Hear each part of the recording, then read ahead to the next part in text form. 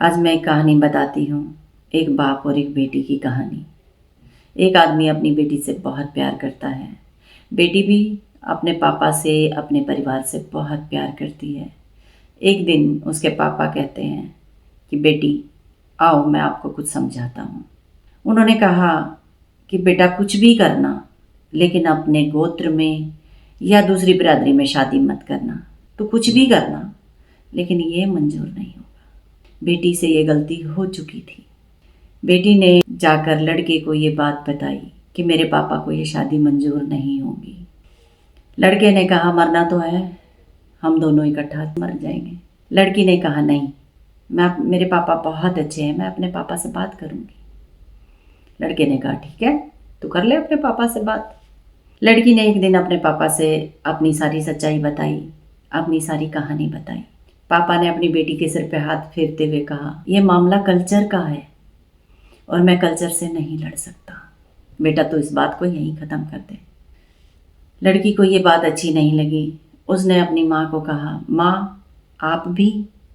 माँ ने कहा हाँ बेटा, कल्चर है कि गोत्र में, अपने गोत्र में शादी नहीं करनी, दूसरी जात बिरादरी में शादी नहीं करनी। इस बात में मैं तेरे पापा के साथ हूँ। हम अपनी बच्ची के लिए एक शहजादा ढूंढ कर लाएंगे। बेटी चुप हो गई। कुछ दिनों के बाद लड़की ने ये सारी बातें जाकर अपने प्रेमी को बताई। लड़के ने कहा कि कुछ नहीं होगा, जब शादी हो जाएगी तो वो 2 दिन के बाद ये सब भूल जाएंगे। उन्होंने भागकर दोनों ने शादी कर ली। शादी के हफ्ते 10 दिन के बाद लड़की ने अपने पापा को फ़ोन किया कि पापा मुझसे गलती हो गई, मुझे माफ़ कर देना। पापा ने भी उतने ही प्यार से कहा बेटा कोई बात नहीं, तुम बताओ कहाँ हो, मैं तुम्हें लेने आता हूँ।